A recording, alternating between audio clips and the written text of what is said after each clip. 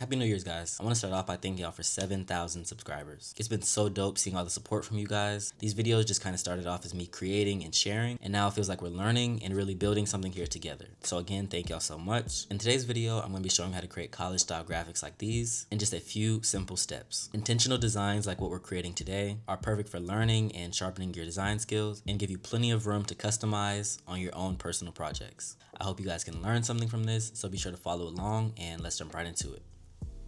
So first things first, of course, we want to open up a new canvas. So today's canvas is going to be a size of 4,000 pixels by 4,000 pixels, and that's going to be at 300 dpi. And we're just going to press this check button now to create our canvas. So now that we have our canvas, for today's purposes, we're going to be working on a text-based design. So of course, we want to go ahead and lay down some text. So we're going to go up here to our actions menu, and then we're going to go to add text, and then a little text bubble will pop up there. And we're going to go down here to the bottom and do edit style. And then from here, we're going to locate the font called Athletic. I'll be sure to link it in the description below so you guys can download it as well, create your own designs. But for now, let's just go ahead and find that Athletic font. But once we have that, we're just gonna adjust that to size some, and then we can go in and edit our text. So for the top text, I'm going to pull up the keyboard now, and then I'm going to go to all caps, and I'm just going to type out supply. Now that we have our text typed out, we're going to edit the kerning, and the kerning is basically the spacing in between each letter, so we can just get it a little bit more consistent between each of our characters here. So now once we have our first supply set, let's go ahead and duplicate that, and we're just going to hide this second layer for now. We're just going to be working on this main one right now. Now that we have our main text set, we're going to go here to our transform tool, and then we're going to go to warp. Okay, and when we pull up the warp menu, it should kind of break it up into this grid, and that's exactly what we want. So from here, what we're going to be doing is creating like an arch type shape with our text. So where we want to start at is here, right about the center, and we're just going to start here and then just kind of pull up slightly. So we can already see that's kind of warping our text some. We don't want to do too much because it's going to really distort our text. So we just want to keep it very slight, very subtle until it gets to a nice place, and trying to keep the curve pretty even on both sides so we can keep that same consistency. Okay, and now from there, we're going to go to this next line in the middle, and we want to make sure that the spacing in between each of these kind of rectangles in the grid remains about the same. That's going to help us keep on the same kind of track. So now that we have that top arch set, we're going to go down to the next line and do the same thing. So just slightly kind of pull up and trying to keep the arch on the same kind of like a plane, I guess you could say, or same kind of curve is what we're trying to go for here. And once that looks good, we're going to go down one more and pull this one up some as well. And then from here, once we have these three lines kind of adjusted, we can kind of push and pull to get some more arc on it, or if we want less, we can do that as well. And then we can go down to our bottom line finally, and then just kind of round out that bottom shape, something like that. Looks pretty nice. Also, try to be careful with this though. We want to try to keep these vertical lines as straight as possible so we can keep our design straight. But I think since that looks nice, we can go ahead and change the text on this one. So on this bottom text, we're just going to type out state, like those old collegiate style graphics. And then again, adjusting the kerning between each letter. This is one of those things you just kind of eyeball and freestyle, but you want to make sure that the distance between each character looks consistent, because when it isn't consistent, you can definitely tell. You can definitely tell.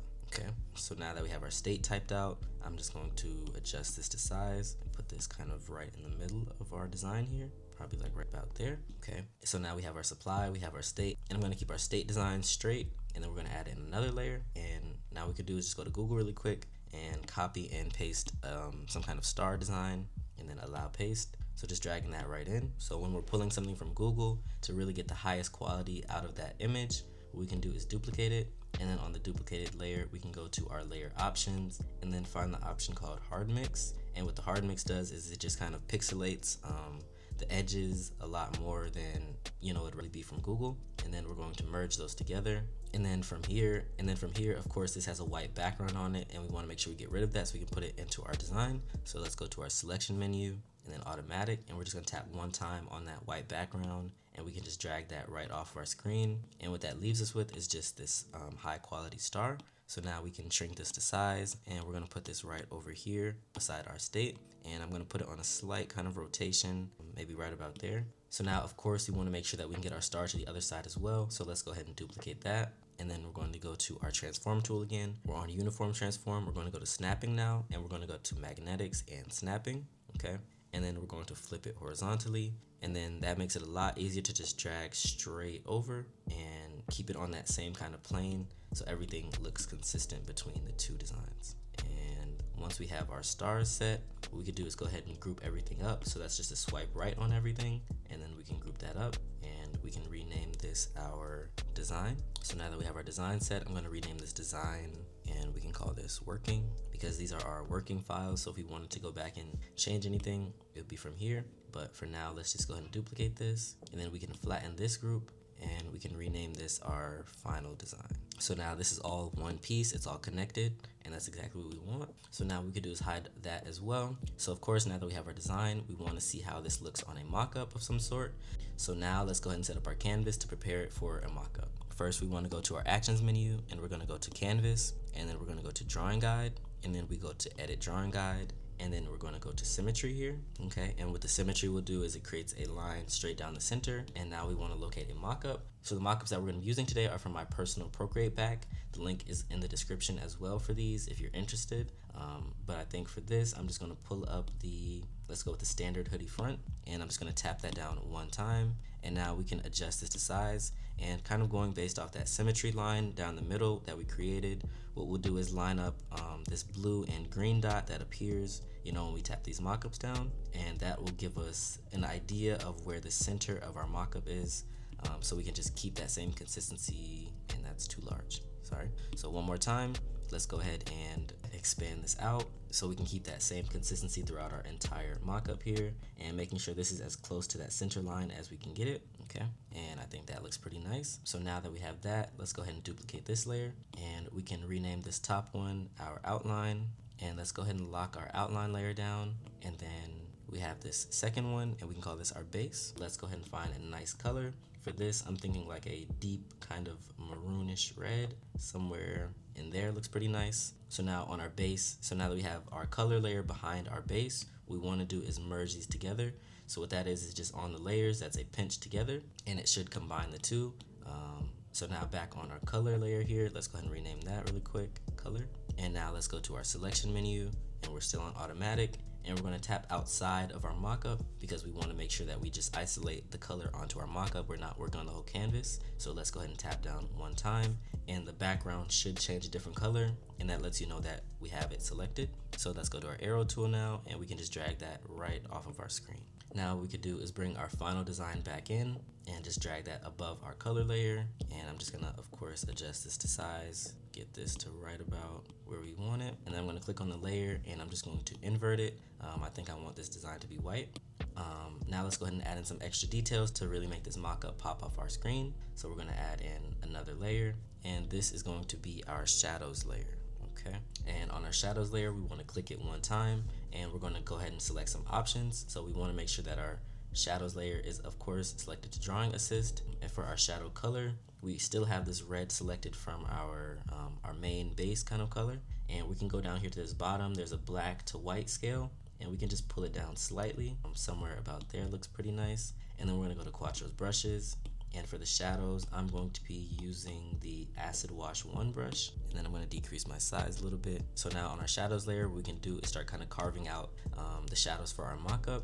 And the easiest way to do this is just kind of following the natural curves of our mockup. And as we see here too, it's kind of going outside the bounds. We want everything to just be on our hoodie here. So what we want to do is make sure that this is selected to clipping mask as well. And as we see, that clips straight to our mockup. It's kind of lightly going around the edges of our mockup here. Will kind of give you a good idea of how some shadows would fall onto an actual garment in real life, and that's kind of what we're imitating here. It might be also helpful to look up some references as well when it comes to adding in these shadows and extra details, just so you can get them as close to your idea as possible. But like I said, I usually just go around the edges of our mockup and just kind of lightly color in with a darker color. Do some on the hood as well, and then also under the hood. And I'm going to do slight shadow kind of on this pocket area as well, just to show a little bit of depth.